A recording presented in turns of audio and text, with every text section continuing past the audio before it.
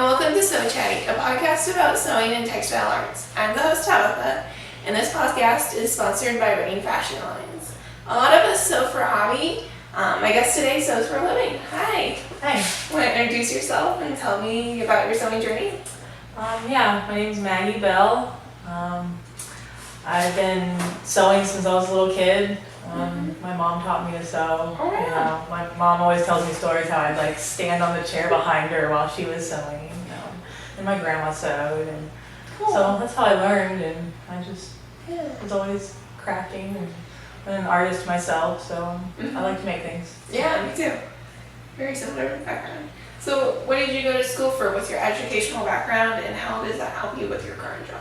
I actually went to school for fashion design. I went to school in Columbus, Ohio, to the Columbus College of Art and Design. Oh, cool. And so I started my foundation studies there. And, I was an illustrator and fine artist, but I had sewing skills, so I was like, this might be a better career option than, just drawing all the time. So I started doing fashion there, and then a couple of years there, and then I moved to San Francisco. I went to the Academy of Art in San Francisco. Very nice. And continued more fashion studies. And I love sewing. I didn't actually really like the fashion part about it. I love sewing. I didn't like making clothes too much. I was always making bags and other little crafts and stuff. So Nice. that's basically it. So did lots of studying and lots of experience sewing. Right. So at college, that's where you learned how to use an industrial sewing machine, right?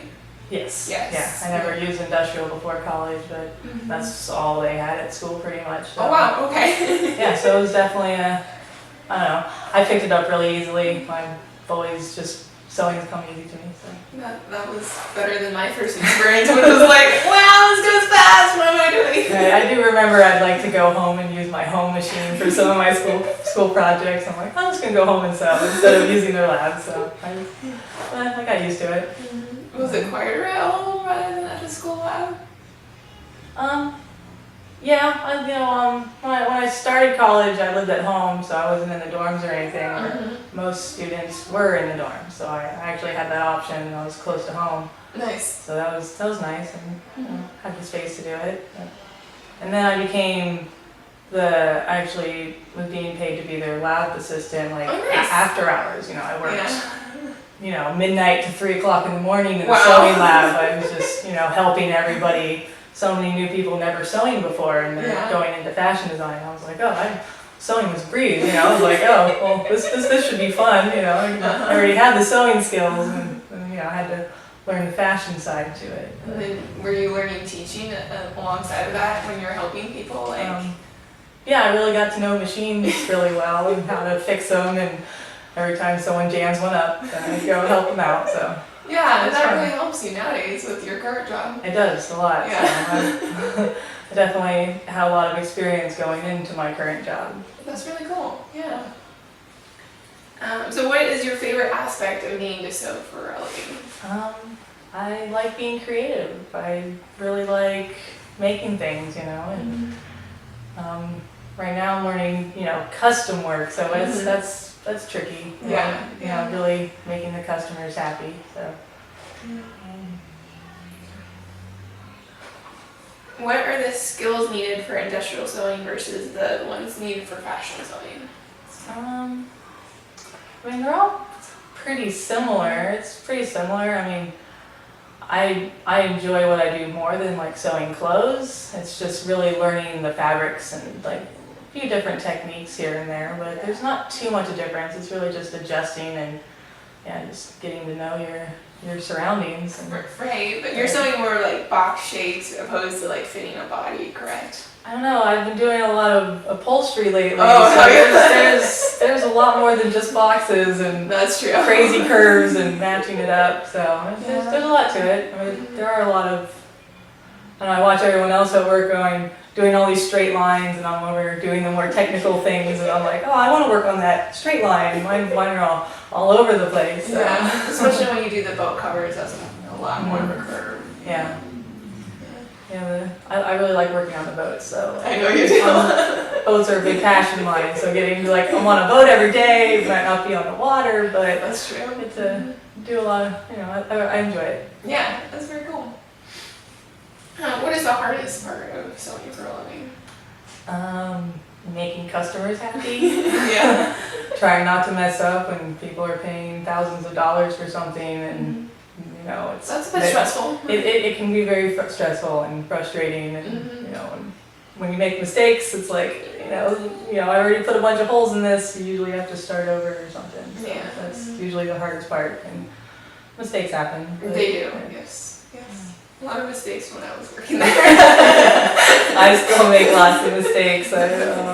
But I'm good at correcting them quickly. Yes, That's the trick, like getting important. them fixed, and making customers happy. It's, Challenging. I love it when the customer comes in and they're just like, "Wow, that's amazing!" I'm like, "Yay!" I get excited. I'm like, Opposed to the guy that's like, "Hey, you," and which does happen. So yeah, it does. Yeah. You get some picky people. Oh yeah. What is your favorite thing that you've made to date at work? Well, actually, this project I'm working on right now is like a full boat. I just did a cover, I did a bimini top, Oh, nice. and I did all the upholstery inside. So which was a really challenging project. This is different techniques than I've really done. Nothing was simple about it. And I'm really happy how it turned out. There's lots of colors to it, and it was very complicated, and I've been working on it for almost 2 months now. Wow, So nice. the pull, on and off, but the boat's finally been there. Had the boat for 2 weeks, so it's almost done. I can't wait till it's done, and I'm really happy how it's turned out. So it's rewarding. Nice. Yeah, it is. So is everything a different color? Is it bimini a different color? Is the upholstery a different color, or is it all cohesive? Well, the boat's pretty extreme. It's a very fast speed boat, and it's striped with orange and yellow. So the seats are a cream with orange and yellow and red stripes, and then the bimini top, I actually built a stainless steel frame. Oh, nice. And I used shade cloth, which is completely different. You usually don't have shade cloths on a boat top, so that was my first, and it turned out really nice. And then just gray, and then which matches the boat cover, which is also gray.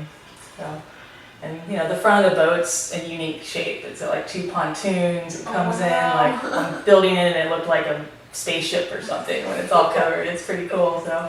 Nothing was normal about this boat, and I really enjoyed it. It's really a unique experience. Very flashy. Yeah, I love that about every week at work. It's something new. Different, So I like about working on boats. Every boat's a little different, and it's custom. You gotta make it fit just perfect, and make sure I make the customer happy while I do it.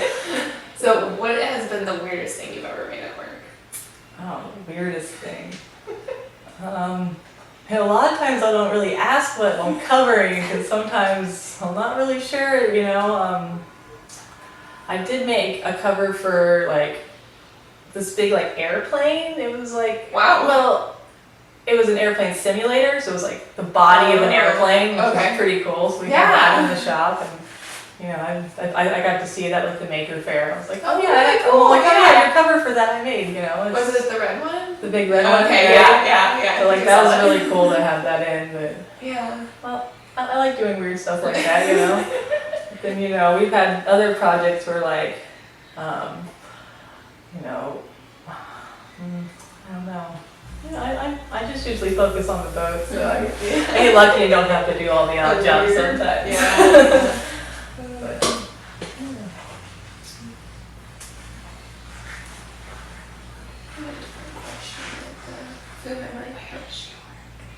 Oh.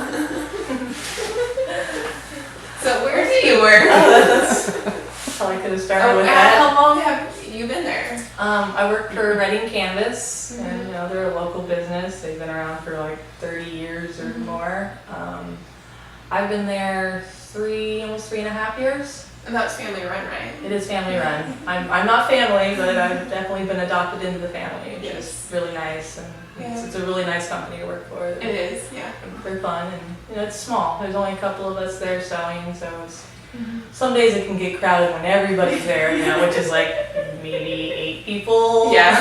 Like it's still, but yeah, I like it. You know, I'm gonna continue it for a while. Until I figure out what else I can do with my sewing. I remember you saying when I worked there last year that if it wasn't for this job, you wouldn't be here writing at all. That's probably true. It's definitely kept me here. I'm not originally from the area, so but I've got my son here. He's grown up here, and this job has definitely kept me here. I looked at a few other jobs, a few other places, and I was like, that'd be nice, and then moving and everything. So I really like this job. So. Yeah, I remember your love for it. So I was working there. You'd be the first person in. Yay! Let's see what we're doing today. Yeah, but it's still work. I still have to show up every day. Oh yeah, there's always an downside. It's hard work. So. Even if you love it, there's still like that. There's those days you don't want to be there. Either, right. So, I'd like to be able to work from home, but yeah, this work I'm doing there is giant. So I can't. I've tried to take stuff home and work on it. I'm like, I can't work in this little space. I need the giant tables. All the room. For sure. Yeah, especially in those really large tarps. Yeah. Some things are like 50 foot, 100 foot long. Yeah. And we just did an awning that was like 130 foot long. And that was a lot of work. It took like 4 people to just sew it all and move it across the table. Very, very large scale projects. Yeah. But down to even when we do small stuff. So when you were in college, did you think you would wind up sewing such large things or working more in industrial? No, not really. I think in college I was focusing more on just fabric design. Okay. Since I'm an illustrator, I wanted to do, put my art on fabric. So I was really more interested in the textile part of it. So I was going to that, leaning towards that. And then after college, I ended up at a fabric store for a while, and I worked with fabrics, and so I really love fabric, and so I was looking for a job. I was coming back from having a kid. I decided to look for a job. First thing I did was get on Craigslist and type in sewing, and Reading Canvas popped up, so I went in and had a job. It was just that simple, I guess. Yeah. So what is the first step of applying there? Is it sewing a bag? I was actually surprised to go in and apply, and they're like, all right, well, let's go in and sew. And I don't think I'd really sat down and sewed for a year or two. Oh, wow. I hadn't really been sewing. I had a 2-year-old, and which kept me pretty busy. And for sure. I hadn't really been sewing much, so I was like, oh, I gotta sit down and sew right now. And I still have my little bag. I made this little tiny bag, and I think I did pretty good. I've seen a lot of people apply, and I definitely I think I had one of the better ones that I've seen people make. So I had a really bad bag. I was surprised that they hired me after it.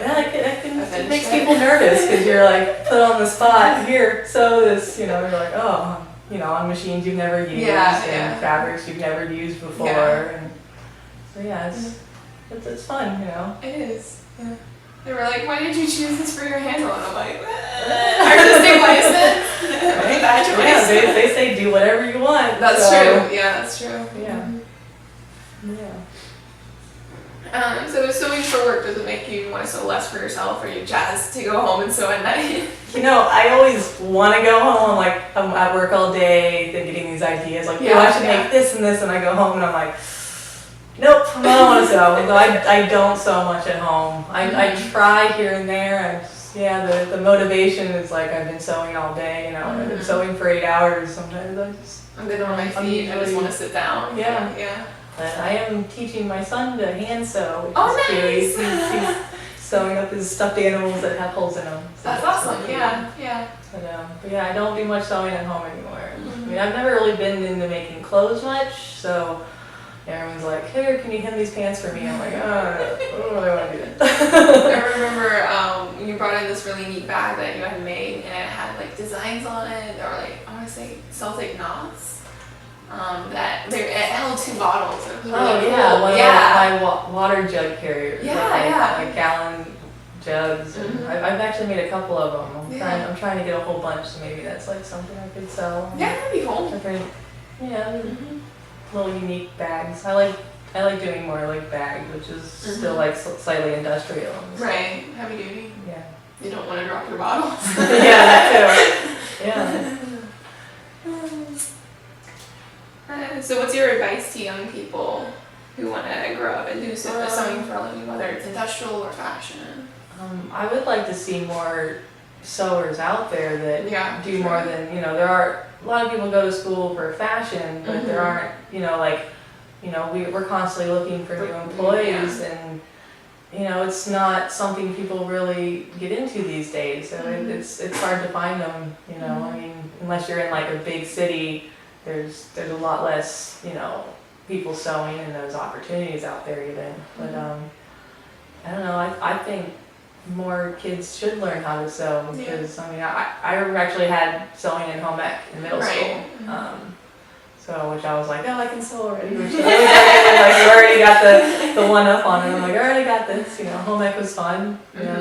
You don't see that in schools very much anymore. Unless it's a specialty school. Right. Which is sad. It's up to like parents to teach these kids. And there's that generation gap where they didn't learn either, so they don't know how to teach. Yeah. I mean, my grandma sewed, my mom sewed, I sew, and one of my other sisters sews, but then like I got a few other sisters that probably never even touched the machine. So, but yeah, I think it's a great career. It's very creative. It's very artistic. It's, you like working with your hands and it's fun.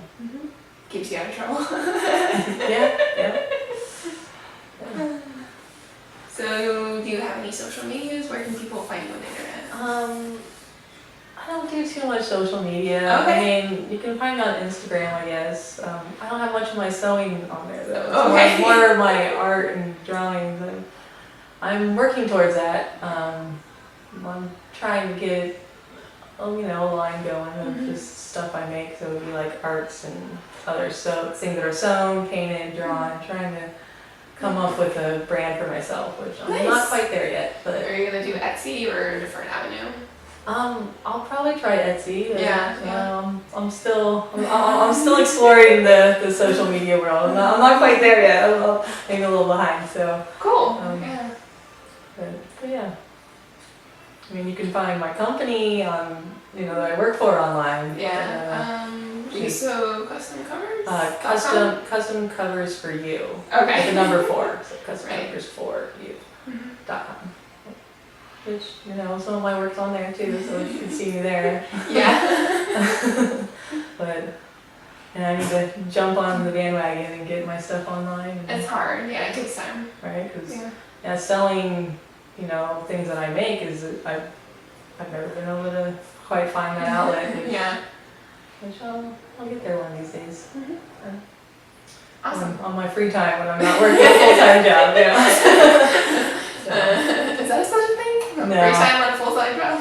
No, I don't think so. And then you've got a kid, so that's also time. Also a full-time job. Yes, totally. But it's good to have passions and be creative and totally. Yeah. And maybe I will make clothes someday. You don't have to, that's not your jam. I do hem my son's pants here, so I think I hem these pants, so. Okay. It's handy to know. Right, it is. And basic sewing skills are a great skill to know. So if you rip your pants or you lose a button, and people should know how to do that themselves. It's definitely a handy skill. I think another story I remember vividly that you told me was this guy that randomly came in and took off his pants and wanted you to hem them right there and then. I was like, what? Yeah, he was wearing shorts, kind of like boxer shorts underneath his pants, but he was like, here, can you sew this hole that was in his crotch? So that was interesting. I was like, sure, let me sew those real quick. I was already working on a big project for him, so. Oh, okay. That was nice and went ahead, so he didn't have to spend all day with the hole in his pants. Yeah. Well, thank you for coming and chatting. All right, thank you. You can always find us on social media. So Chatty on Twitter, Instagram, on YouTube, Facebook. Thanks for watching, and subscribe and comment for more.